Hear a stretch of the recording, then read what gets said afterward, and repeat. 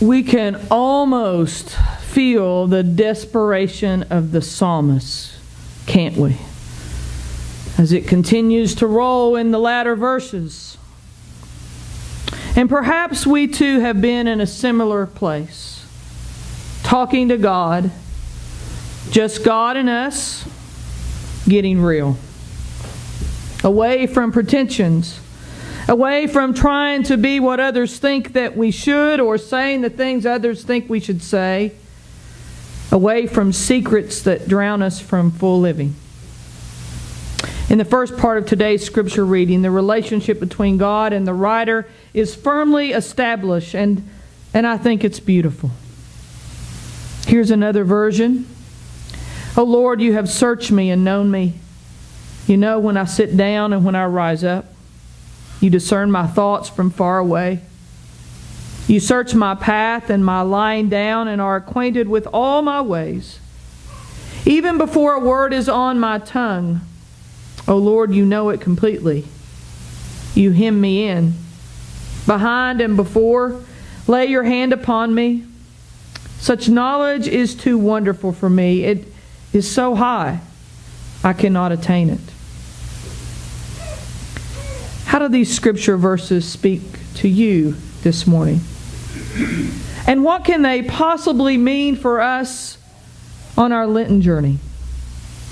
We find ourselves these 40 days of Lent in our own wildernesses, trying to reflect upon our lives. Where are we?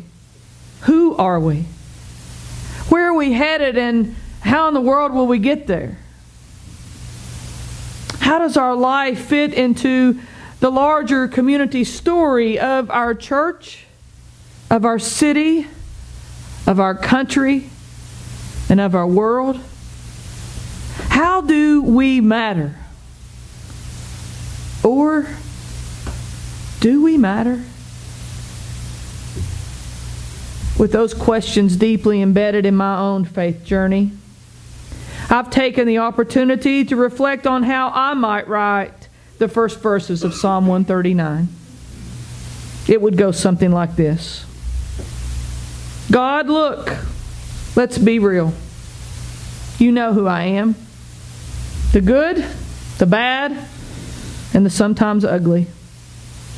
Whether I'm going 100 miles an hour with busyness, or when I finally fall into bed from physical, mental, emotional, or even spiritual exhaustion, your presence is always there. Sometimes it's as close as the nose on my face.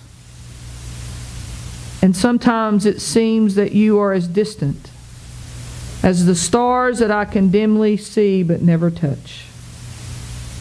And God, it can be a scary thing. Because you know me so well, you know what I'm thinking. You know who I am and the demons that I fight. The demons of insecurity. The demons of past mistakes and poor judgments. The demons of too little time and too much to accomplish. And God, you also know that sometimes I speak before I think. And I'm sure that you wonder, will she say what's hovering in her mind? Words that might hurt, or words of injustice. Sometimes, God, you nudge me to speak up. And sometimes you remind me to be quiet. Yet whatever I do, wherever I go, your presence never leaves, which in and of itself speaks of your unconditional love and the amazing grace that we sing about. For you know me. God, you really know me. And still you love me and welcome me and make me whole. And that's beyond my comprehension. These first 6 verses of Psalm 139, whether from the original writer's language or in a translation of yours or mine, these verses capture for us both God's immanence and God's transcendence. God is both and at the same time so very near to us, and also beyond what we can understand. God is distant from the world and yet intimately connected to it and to us. Whatever we do, God keeps looking for us, watching us, and observing us. And that knowing is past and ongoing. It is intimate and unlimited. I think the power of Psalm 139 is its honesty. And for a church like ours, who claims authenticity with one another as a key part of our DNA, we ought to hang tightly to these words. You search me. You know me. You remain present with me. You accept me. You love me. Even when I don't get it, perhaps when I don't really want you to. And especially when I can't love or accept myself, or when I'm drowning in self-doubt or self-pity. Whether I'm absorbed with the world or with myself, you, O God, come to rescue me. You know me. You know where I'm at. You know what I need. You come to rescue.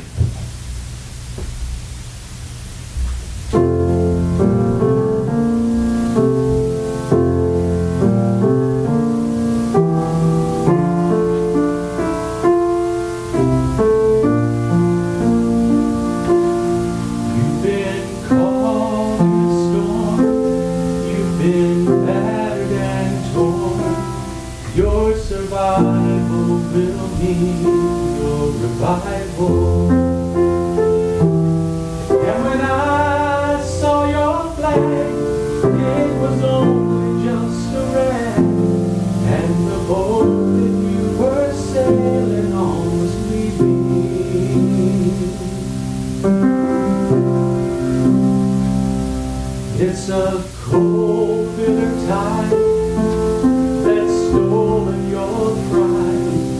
You're the daughter of a violent water. And when I took your hand, you were 1,000 miles from land. And the world that you were living in was sinking.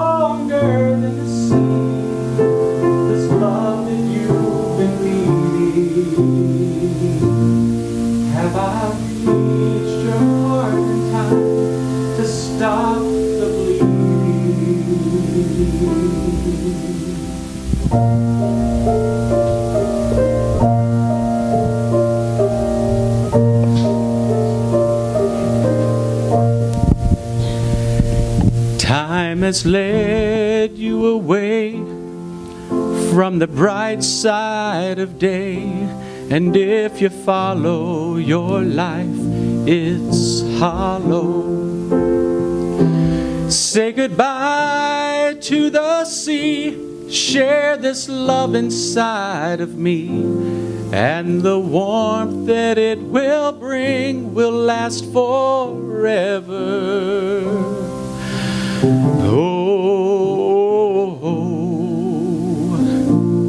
Oh, come. You've been down so long, the current pulls so strong, this life that you've been leading.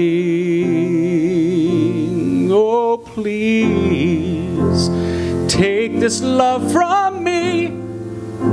It's stronger than the sea, this love that you've been needing. Have I reached your heart in time to stop the bleeding? Have I reached your heart in time to stop the bleeding?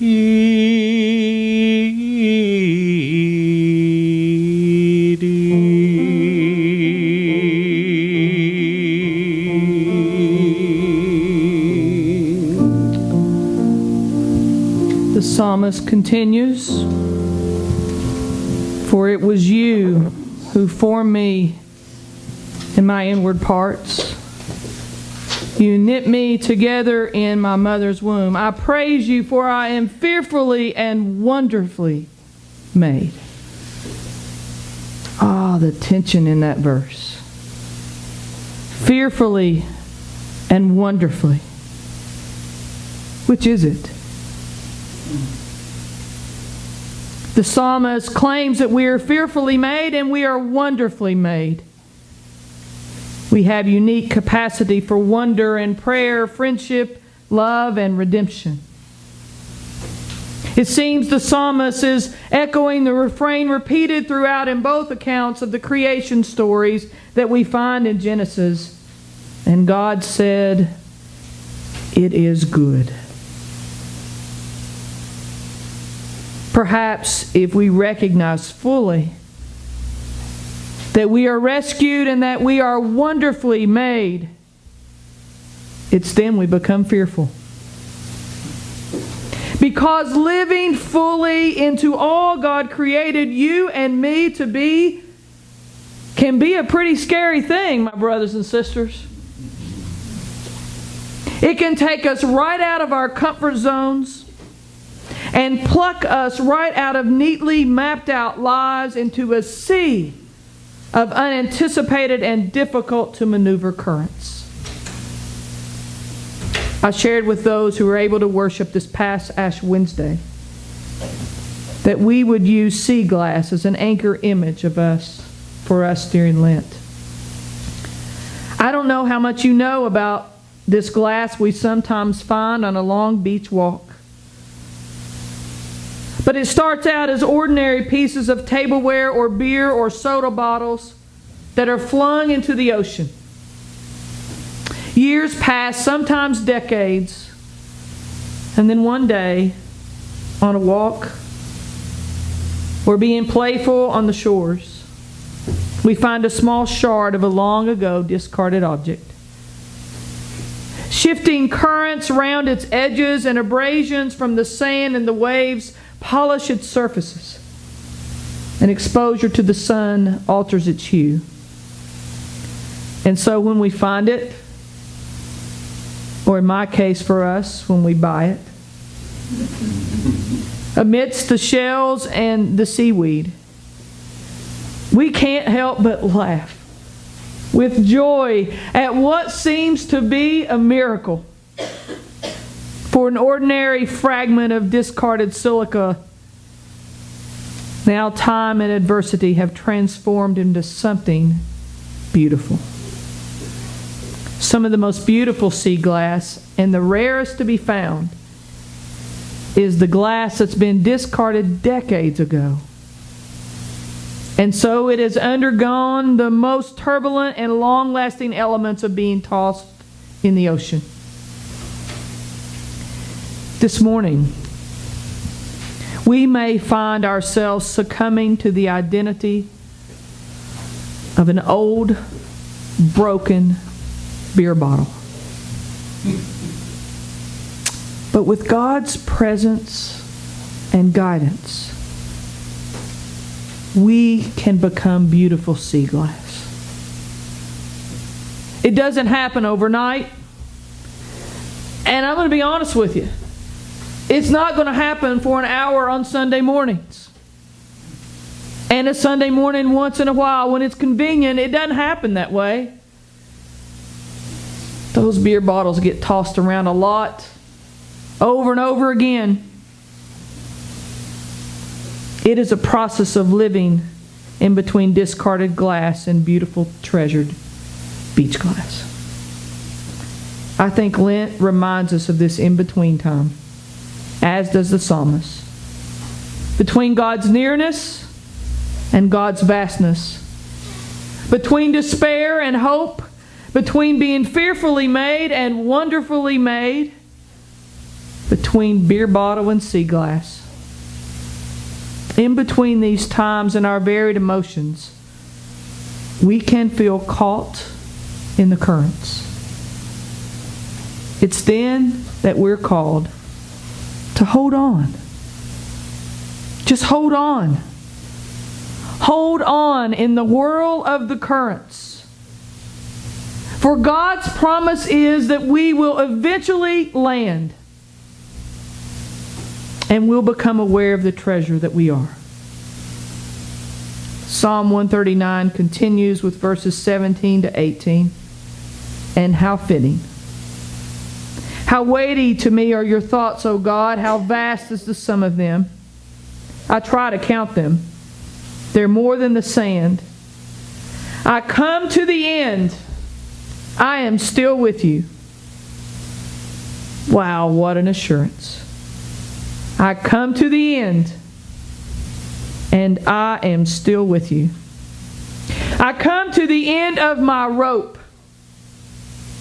I come to the end of my medical diagnosis. I'm at the end of my financial challenge.